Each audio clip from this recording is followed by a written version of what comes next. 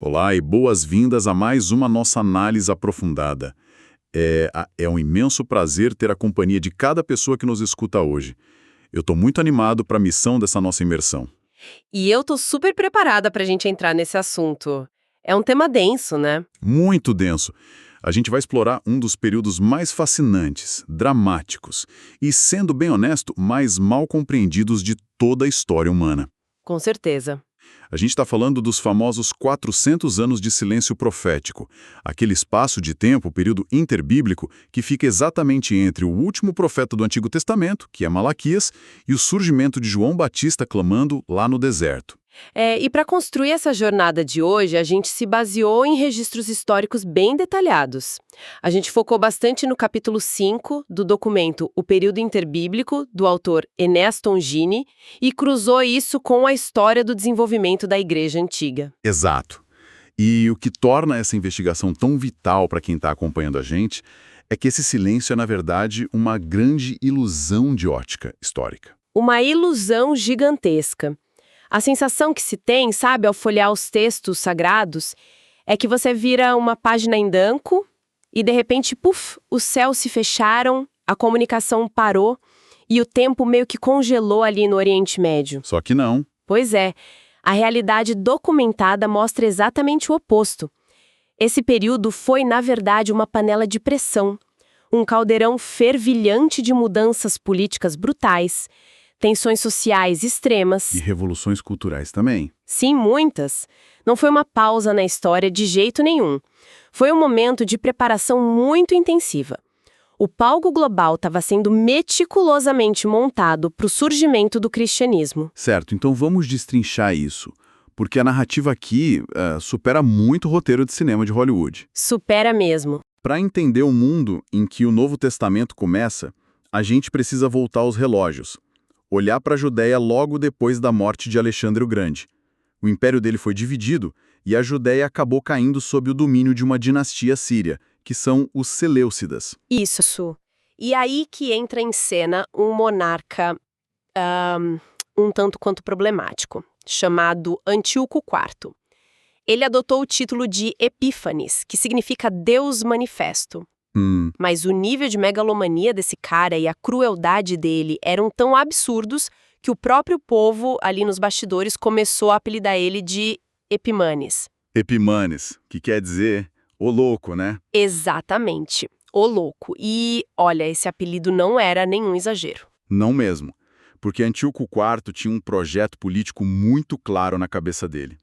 Ele queria unificar aquele império fraturado usando a cultura grega como cola. A famosa helenização. Isso, a helenização. Só que ele não tentou convencer os judeus de forma pacífica ou amigável. Ele decidiu empurrar a cultura e a religião gregas goela abaixo, a ferro e fogo. Foi brutal. A opressão ali não era só sobre pagar impostos para o império. Era um ataque direto à identidade cultural e à alma daquele povo. Ele proibiu coisas básicas da fé deles, né? Sim, proibiu a circuncisão, tornou a guarda do sábado um crime capital. Imagina, guardar o sábado dava pena de morte. Nossa. E mandou destruir as cópias das escrituras. Eles chegaram a construir ginásios gregos lá em Jerusalém. E a elite judaica, os jovens, começaram a abandonar as tradições para adotar esse estilo de vida helênico. E como se essa pressão psicológica toda, essa pressão cultural não fosse suficiente, Antíoco cometeu o que a gente pode chamar de o erro tático e religioso definitivo dele. O estopim para a revolta não foi uma nova lei de impostos, foi um sacrilégio indescritível. Pior possível para eles. O exército sírio invadiu o Templo de Jerusalém, que é o lugar mais sagrado da terra para aquela cultura, e num ato de escárnio absoluto, para humilhar mesmo, eles ergueram um altar a Zeus Olimpiano bem dentro do santuário. E não parou por aí. Não. Eles sacrificaram um porco sobre esse altar e espalharam sangue do animal impuro pelos pátios sagrados. Para um judeu daquela época, a morte era infinitamente preferível a testemunhar uma abominação dessas. Com certeza. E o horror dessa ofensa foi a faísca. Foi o que finalmente acendeu a rebelião armada. E a forma como essa rebelião começa é um estudo de caso fascinante, sabe, sobre como o desespero gera uma coragem absurda. Começou numa aldeia, não foi em Jerusalém. Isso, não foi na capital. Começou numa pequena aldeia chamada Modeína. Os comissários sírios chegaram lá com um altar portátil. Eles exigiram que os líderes locais oferecessem sacrifícios aos deuses pagãos para dar o exemplo para o resto da população. Aquela velha tática de dobrar os líderes primeiro. Exatamente. Só que havia ali um velho sacerdote chamado Matatias. E ele não apenas se recusou, veementemente a se curvar aos ídolos, mas a coisa escalou rápido. O que ele fez? Ele viu um judeu se aproximando para fazer o sacrifício e agradar os sírios. Quando Matatias viu isso, ele foi tomado por uma fúria indomável. Ele avançou, assassinou o judeu traidor ali mesmo no altar, matou o comissário do rei e ainda destruiu o altar pagão. Caramba, foi um caminho sem volta ali. Totalmente sem volta. Os registros contam que depois disso, Matatias saiu gritando pela aldeia: todo aquele que tiver zelo pela lei, siga-me. E aí ele e os 5 filhos dele fugiram para as montanhas da Judéia.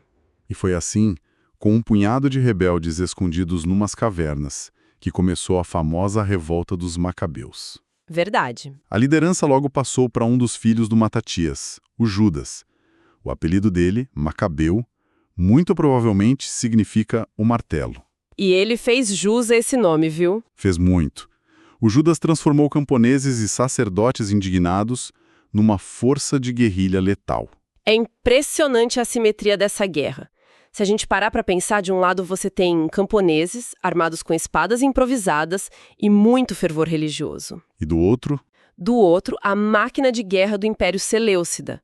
Falanges de infantaria pesada, cavalaria super treinada e até elefantes de guerra. Elefantes. Imagina dar de cara com um tanque de guerra vivo naquela época. Pois é. Mas o Judas compreendia algo que os generais sírios ignoravam completamente, que era o terreno. Eles usavam as colinas íngremes e os vales estreitos da Judéia para emboscar exércitos que eram muito maiores que o deles. Táticos de guerrilha clássicas. Sim. Atacavam à noite, cortavam rotas de suprimento e lutavam com a fúria de quem não tinha mais para onde recuar. Era uma questão de sobrevivência espiritual mesmo. E isso gerou episódios de um heroísmo que beira o inacreditável. Para quem está ouvindo, tem uma passagem muito específica sobre o Eleazar, que era um dos irmãos do Judas, que ilustra perfeitamente essa mentalidade de sacrifício deles. Essa história é chocante. É de cair o queixo. Durante a batalha de Bet-Zacarias, o Eleazar avistou um elefante de guerra no meio do exército inimigo, e esse elefante usava uma armadura real e estava muito mais ornamentado que os outros animais. Ele achou que o rei estava lá. Exato, ele presumiu que o próprio rei Antíoco V tivesse montado ali, e sem hesitar, o Eleazar abriu caminho pelo meio da infantaria inimiga, entrou debaixo do elefante e cravou a lança dele direto na barriga da fera. Uma coragem irreal. Irreal. O elefante desabou morto em cima dele, esmagando o Eleazar instantaneamente. Ele entregou a própria vida numa fração de segundo, porque ele acreditava que aquele único golpe podia decapitar a liderança inimiga e salvar a nação dele. E os detalhes tão vibrantes dessa época, como essa história do Eleazar, só chegaram até nós graças à preservação de textos históricos de um valor inestimável. Os livros de Macabeus. Exatamente, os livros de 1º e 2º Macabeus. É muito interessante notar como a historiografia trata essas fontes, especialmente na tradição protestante, que é a linha dos documentos que a gente está analisando. Tem uma diferença grande entre o primeiro e o segundo livro, né? Uma diferença fundamental. O 1º livro de Macabeus é amplamente reconhecido como uma verdadeira mina de ouro histórica. É um relato factual, muito detalhado e incrivelmente preciso sobre a geopolítica, sobre as batalhas e as táticas militares do Judas e dos irmãos dele. É quase um diário de guerra. E o segundo livro?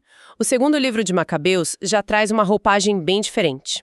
Ele foca muito mais em narrativas mais dramáticas e acaba introduzindo conceitos teológicos mais complexos. Sim, e é justamente esse segundo livro que gera debates gigantescos até hoje nas igrejas. Debates acalorados. Historicamente, ali durante a Reforma Protestante, o Segundo Macabeus foi o centro de muitas discussões teológicas, porque é lá que a gente encontra menções a práticas como a oração pelos mortos. E o sacrifício pelos mortos também. Isso. E é por isso que, dependendo da tradição cristã que a pessoa segue, ela vai encontrar esses livros dentro do cânon oficial da Bíblia ou apenas como uma literatura apócrifa de valor histórico. Mas, independentemente da lente teológica de quem está nos ouvindo, o valor documental desses textos para a gente entender a transição do mundo antigo é inegável, não tem como fugir. Sem dúvida nenhuma.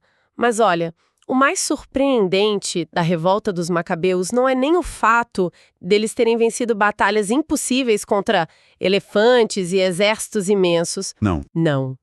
Nem o fato de terem purificado o templo, que inclusive é o evento que deu origem à festa judaica do Hanukkah, e nem o fato de terem garantido a independência de Israel por cerca de um século. O que seria, então? O aspecto mais profundo para a nossa análise de hoje é a tragédia que veio logo depois do sucesso. Aqui a coisa fica realmente interessante. Eles fundaram uma nova linhagem governante, que é a dinastia Asmoneia. E a história nos mostra de uma forma muito implacável como o poder absoluto corrompe as pessoas. Corrompe mesmo. Aquele zelo inicial, inegociável, sabe? Aquela pureza espiritual genuína que levou o Matatias e o Judas a fugirem para as montanhas e lutarem até a morte, isso foi rapidamente corroído nas gerações seguintes. Mas espera aí. Para quem está acompanhando a gente, tentar conectar os pontos. Se eles começaram com essa pureza espiritual toda, de dar a vida pela lei, como é que a gente termina com aquela classe sacerdotal sendo a força política corrupta que a gente vê o tempo todo debatendo com Jesus lá nos evangelhos? É uma ótima pergunta. O que deu errado com os descendentes desses heróis? Pois é, o que aconteceu? O que deu errado foi a fusão do poder religioso com o poder político e militar nas mãos da mesma exata pessoa. Pela tradição antiga lá do Antigo Testamento, o rei deveria vir da tribo de Judá e o sumo sacerdote tinha que ser da tribo de Levi. Funções separadas. Uma separação de poderes, digamos assim. Isso. Só que os descendentes dos Macabeus acumularam os dois títulos. E aí o sumo sacerdócio deixou de ser um chamado de serviço divino, de vocação, e virou um prêmio político altamente lucrativo. Virou cargo de poder. Sim, um cargo garantido por meio de intrigas palacianas, de subornos absurdos e, pasmem, até assassinatos dentro da própria família. A religião foi completamente engolida pelas ambições de Estado. E foi exatamente essa corrupção que fraturou a sociedade judaica por dentro de uma maneira irreversível, né? É dessa panela de pressão que surgem os grupos que figuram tão fortemente lá no Novo Testamento. Exatamente. Eles não surgiram do nada. Então, aqueles grupos que o tempo todo tentam prender Jesus em armadilhas teológicas, eles são resultado direto dessa crise moral asmoneia. De um lado, você tinha os chamados Chassidim. Os piedosos. Os piedosos, que tinham lutado lado a lado com os macabeus lá no comecinho da revolta. Mas eles romperam com a liderança quando começaram a ver a podridão política se instalando dentro do templo. Eles não aceitaram aquilo. Não. Eles preferiram se afastar do poder central para focar no estudo rigoroso e numa obediência muito estrita à lei. E eles evoluíram. Eles se tornaram os famosos fariseus. Os fariseus, que a gente conhece bem do Novo Testamento e que tinham uma influência imensa sobre o povo comum, sobre a base da pirâmide ali. E no extremo oposto desse espectro, de quem que a gente está falando? No extremo oposto estavam os saduceus. Esse grupo era formado pela elite aristocrática, sabe? Pelas famílias dos sumos sacerdotes e pelos grandes proprietários de terras. A alta sociedade. A alta sociedade política e religiosa. Eles abraçaram totalmente o pragmatismo político, enriqueceram absurdamente com o controle do templo e eram super abertos à cultura helenística, à cultura grega. E tem um detalhe teológico neles que é curioso, muito curioso. Do ponto de vista teológico, os saduceus eram extremamente materialistas. Eles negavam a ressurreição dos mortos, negavam a existência de anjos e até da alma imortal. Uma religião quase sem o sobrenatural. Pois é. E a tensão entre esses rigorosos fariseus de um lado e os elitistas saduceus do outro não era só um debate de ideias numa praça. Era uma inimizade profunda, um ódio mesmo, que frequentemente descambava para violência física. E olha, violência é um eufemismo para descrever o que aconteceu. A decadência chegou a um ponto de horror inimaginável. Tem um episódio sobre o governo do Alexandre Janeu, que era um desses monarcas asmoneus. Esse episódio é terrível. Ele era o sumo sacerdote da época, mas ele agia como um tirano sedento por sangue. A insatisfação popular com as atitudes dele acabou gerando uma guerra civil brutal em Israel. E a forma como ele puniu a oposição revela, assim, o fundo do poço moral da nação inteira. Mostra como eles tinham se perdido da visão do Judas Macabeu. Totalmente. Registros históricos indicam que o Alexandre Janeu mandou crucificar cerca de 800 dos inimigos políticos judeus dele no centro da cidade. 800? 800 pessoas. A esmagadora maioria deles eram fariseus. E o detalhe macabro, que é de embrulhar o estômago, é que enquanto essas centenas de pessoas agonizavam ali nas cruzes, ele organizou um banquete público. Uma festa. Ele ficou bebendo com as concubinas dele e assistindo de camarote a execução em massa do próprio povo. O sumo sacerdote fazendo isso. É um retrato devastador de uma nação esfacelada por dentro, não é?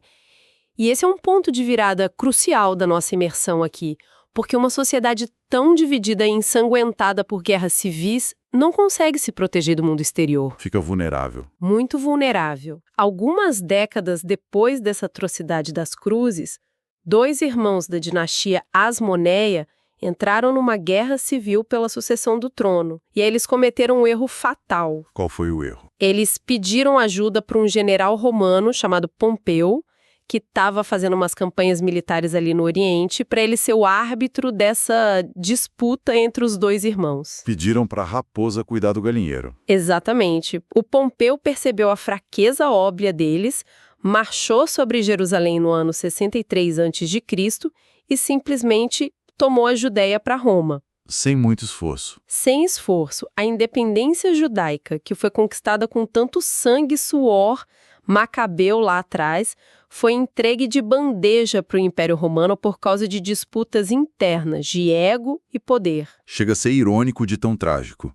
Eles deram a vida para expulsar os sírios e 100 anos depois convidaram os romanos para entrar pela porta da frente. Pois é. E isso nos leva diretamente ao domínio de Roma e à ascensão de Herodes, o Grande, que, diga-se de passagem, nem era judeu de linhagem. Não, ele era idumeu. Isso. Ele governava como um rei fantoche a serviço dos interesses romanos. A Judéia virou um barril de pólvora de novo.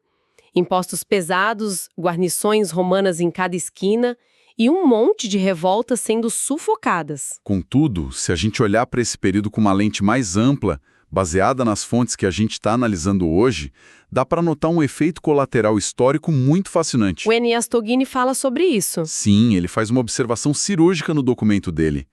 Todo esse sofrimento ininterrupto da nação, o trauma do cativeiro na Babilônia lá atrás, somado aos martírios sobre os sírios e agora essa opressão pesada dos romanos, isso tudo funcionou como um tratamento de choque para um problema antiquíssimo. A cura da idolatria. Isso mesmo. Durante séculos no Antigo Testamento, a nação israelita tropeçava repetidamente no mesmo pecado, que era a idolatria. Eles adotavam os deuses das nações vizinhas, misturavam tudo. Era um ciclo sem fim. Mas depois da fornalha macabeia, onde aquelas pessoas preferiram ter os corpos mutilados, como Eleazar debaixo do elefante, a adorar deuses como Zeus, algo mudou no DNA cultural deles para sempre. O povo judeu foi curado da idolatria politeísta de uma vez por todas. Para sempre. Eles se tornaram ferozmente monoteístas e nacionalistas. Nenhum deus estrangeiro jamais voltou a ter espaço no imaginário daquela nação. Isso é de uma profundidade imensa. Mas vamos conectar tudo isso ao panorama geral que a gente prometeu no começo. Vamos lá. A grande questão que fica para quem está escutando é como essa montanha-russa de guerras, atrocidades, helenização e a chegada dos romanos preparou o terreno para a expansão do cristianismo. É o tal do silêncio que não era silêncio. Isso.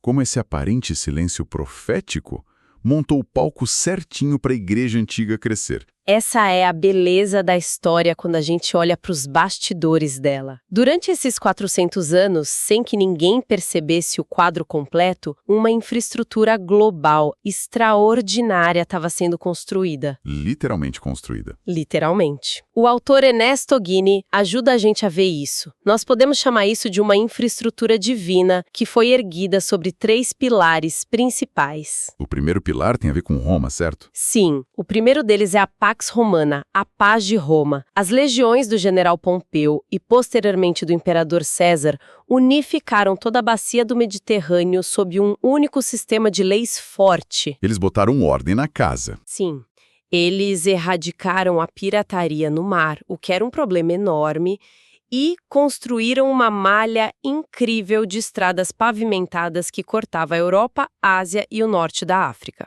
Pela primeira vez na história inteira, era possível viajar longas distâncias com uma relativa segurança e sem a necessidade de ficar cruzando fronteiras inimigas a todo momento. Exato. E o segundo pilar?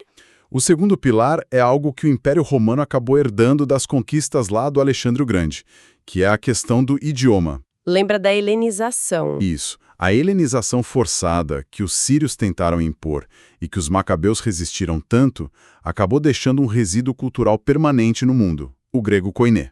E é importante notar para quem nos escuta que o koiné não era aquele grego clássico, super culto dos filósofos de Atenas. Não, era o grego das ruas, né? A língua dos comerciantes, nos portos, dos soldados romanos, dos escravos. Acabou se tornando o primeiro idioma universal de verdade. De Roma até a Síria, lá do Egito até a Ásia Menor, se você falasse koiné, você conseguia comprar um pão no mercado. Conseguia assinar contratos de negócios? Sim, e principalmente conseguia debater ideias filosóficas e religiosas em qualquer praça pública do mundo conhecido. Uma língua só unindo continentes.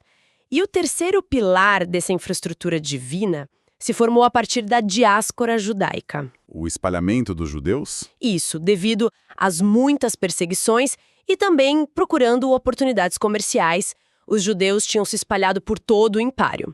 E a regra deles era, onde quer que houvesse 10 homens judeus numa cidade, eles fundavam uma sinagoga ali. O que criava uma rede de contatos impressionante. Uma rede global. E o mais brilhante vem agora, por causa da própria helenização que a gente acabou de citar. Muitos desses judeus da diáspora que nasciam em outros países já não falavam mais o hebraico. Eles falavam grego. Eles falavam grego. Então, lá na cidade de Alexandria, no Egito, um grupo de sábios fez a tradução das escrituras hebraicas para o idioma grego. A famosa Septuaginta. A lendária Septuaginta. Isso significava, na prática, que todos os ensinamentos éticos, a lei e as profecias do Antigo Testamento estavam pela primeiríssima vez acessíveis para qualquer intelectual ou cidadão comum em todo o Império Romano. Certo. Agora vamos juntar todos esses ingredientes e tentar imaginar o impacto prático disso na história. Pensa no apóstolo Paulo no primeiro século. Pensa no desafio dele. Quando ele e os primeiros missionários cristãos saíram para espalhar a mensagem de Jesus, eles não precisaram abrir caminho na selva com facões. De jeito nenhum. A infraestrutura estava literalmente ali, pavimentada sobre os pés deles. O Paulo viajava a pé pelas rodovias romanas da Via Ápia, ou ele navegava de barco pelo Mediterrâneo sem medo de piratas graças à Pax Romana. E quando ele chegava numa cidade completamente estranha, como Corinto, na Grécia, ou Éfeso, ele não precisava construir um público interessado do zero. Ele tinha um alvo certo. Ele ia direto para a sinagoga local daquela cidade. Lá, ele abria os rolos da Septuaginta, que já estavam perfeitamente traduzidos para o grego, e ele pregava usando o koiné, um idioma que tanto os judeus nativos dali quanto os gregos interessados em religião podiam compreender com perfeição. É um atalho logístico e linguístico que é inacreditável. O mundo antigo estava encolhido e conectado. Estava pronto para que uma ideia nova se espalhasse como fogo em palha seca. É o que eu chamo de a tempestade perfeita da história. Mas ainda existe um último componente vital que as fontes mostram pra gente, que é o estado psicológico das pessoas daquela geração. A febre messiânica. Exatamente. Foram séculos de impérios opressores se sucedendo no poder.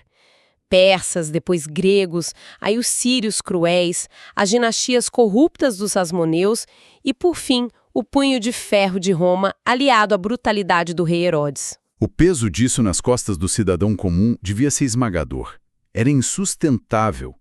O peso dos impostos, a pobreza e a humilhação nacional constante esmagavam a população. Isso criou um ambiente nas ruas que os sociólogos chamam de febre messiânica. O tecido social inteiro estava saturado de tensão política e espiritual. Eles estavam esperando um herói. Eles estavam exaustos, sangrando e desesperados por um libertador.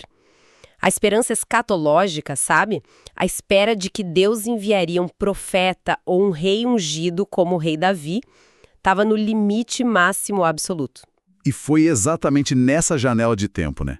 No auge dessa expectativa gigantesca, que foi forjada nas fornalhas de um silêncio que parecia interminável, que o cristianismo emergiu no mundo. O momento não foi um mero acidente cronológico.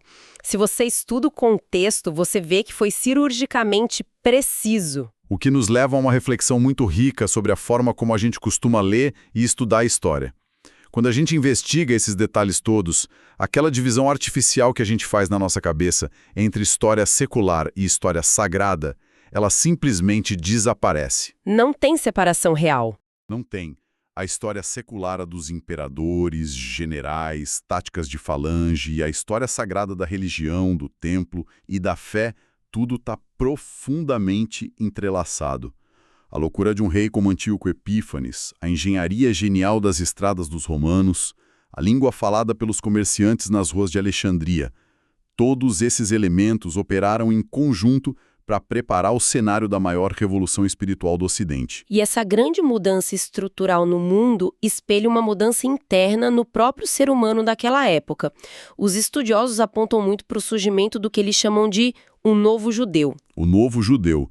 Explica isso para quem está ouvindo. O israelita típico lá das páginas do Antigo Testamento frequentemente cedia ao sincretismo religioso e era facilmente derrotado ou assimilado por potências estrangeiras, lembra? Sim, a gente comentou isso. Mas esse novo judeu que emerge lá no primeiro século do Novo Testamento, ele é herdeiro da resiliência dos macabeus. É um indivíduo de convicções que são inabaláveis. Gente que prefere a morte a quebrar a lei. Pronto para abraçar o martírio antes de quebrar uma vírgula das leis dos antepassados.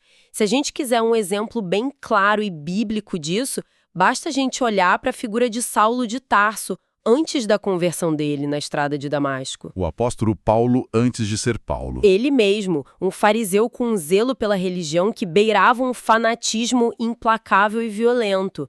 Essa mentalidade de ferro dele e de tantos outros não nasceu num vácuo histórico. Não, ela foi moldada. Ela foi forjada pela memória coletiva deles. A memória de que a cultura e a religião deles só sobreviveram àquele período de trevas porque pessoas no passado, como Matatias e Judas, se recusaram a ceder 1 centímetro. Pensa na experiência de uma peça de teatro. Quem está ouvindo a gente, imagina a cena. Entre o fim de um ato e o começo do outro, as luzes do teatro se apagam e a pesada cortina de veludo se fecha na frente do palco. Fica tudo escuro e silencioso para a plateia. Exato. Para a plateia ali no escuro, parece que a peça parou, que o tempo foi suspenso naquele silêncio. Mas, na verdade, atrás daquela cortina fechada, lá nos bastidores, está acontecendo um caos absoluto. Muito trabalho pesado. Muito. O cenário está sendo trocado às pressas, cabos pesados estão sendo puxados, os atores estão trocando de figurino freneticamente para a próxima cena. O período interbíblico foi exatamente isso. Uma ótima analogia. E sem entender essa troca de cenário por trás da cortina, ler os evangelhos se torna uma tarefa meio confusa. Sem os macabeus e a ocupação romana, não dá para entender o ódio profundo que eles tinham contra os cobradores de impostos. Não dá para entender o poder político quase absoluto que o Sinédrio tinha em Jerusalém. Não dá nem para entender o motivo pelo qual as multidões, ao verem os milagres absurdos de Jesus, tentavam forçar ele a liderar uma rebelião armada contra Roma. Eles queriam desembainhar as espadas e expulsar os romanos porque a história recente tinha condicionado aquela geração a esperar um rei guerreiro bem nos moldes do Judas Macabeu. Eles queriam um novo martelo para esmagar Roma, né? Perfeito. Fazendo um grande resumo de tudo isso que a gente explorou hoje, o impacto analítico é inegável, né? Os 400 anos de intervalo entre o Antigo e o Novo Testamento definitivamente não foram um tempo de abandono divino. Foram anos produtivos. Historicamente falando, foram anos super intensos de amadurecimento cultural por meio do sofrimento. A opressão forjou uma resistência indestrutível, a globalização helenística unificou a linguagem do mundo conhecido e a engenharia militar de Roma abriu as vias seguras pelas quais a mensagem daqueles pescadores da Galileia viajaria para, em poucas décadas, transformar o Império Romano de dentro para fora. A infraestrutura para o futuro foi construída exatamente ali, enquanto o céu parecia estar calado. Exatamente isso. E olha, isso traz uma perspectiva tão fantástica até para os nossos dias atuais. Muitas vezes, tanto em momentos históricos grandes quanto nas nossas fases pessoais da nossa própria vida, a gente passa por períodos que parecem de uma estagnação absoluta. Momentos em que o silêncio impera, as coisas parecem não avançar e a sensação que fica é a de uma paralisia. Uma página em branco, como eu disse antes. Mas a história ensina pra gente que é frequentemente nessas fases de aparente inércia, na escuridão ali dos bastidores de teatro, que as fundações mais sólidas estão sendo cavadas.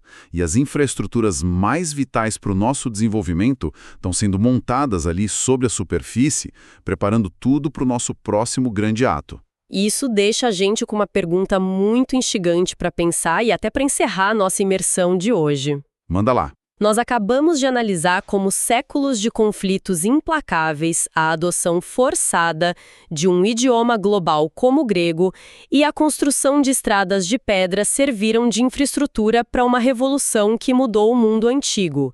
Olhando para a nossa era moderna agora. Para o nosso contexto de hoje, Net, a inteligência artificial explodindo, a hiperconectividade global e esse constante ruído ensurdecedor das redes sociais, o que será que a nossa infraestrutura tecnológica e cultural de hoje está construindo nos bastidores do mundo? é uma ótima pergunta. Que revoluções profundas nas próximas gerações esse nosso cenário atual, que parece tão caótico, está silenciosamente preparando para o futuro da humanidade. Fica a reflexão. É uma provocação de peso, que certamente rende muito o que pensar para a nossa audiência. E o nosso convite final é para que quem acompanhou a gente até aqui continue investigando, continue questionando e ligando esses pontos fascinantes da nossa linha do tempo. A história sempre dá as chaves para a gente entender o amanhã. Com certeza, a compreensão do nosso passado é a lente mais nítida que a gente tem para conseguir decifrar os bastidores confusos do nosso presente. Nós agradecemos imensamente pela companhia em mais esta análise aprofundada. Que a curiosidade e o prazer genuíno do aprendizado continuem guiando a jornada de descobertas de cada pessoa que esteve conosco hoje. Um grande abraço a todos e até a próxima.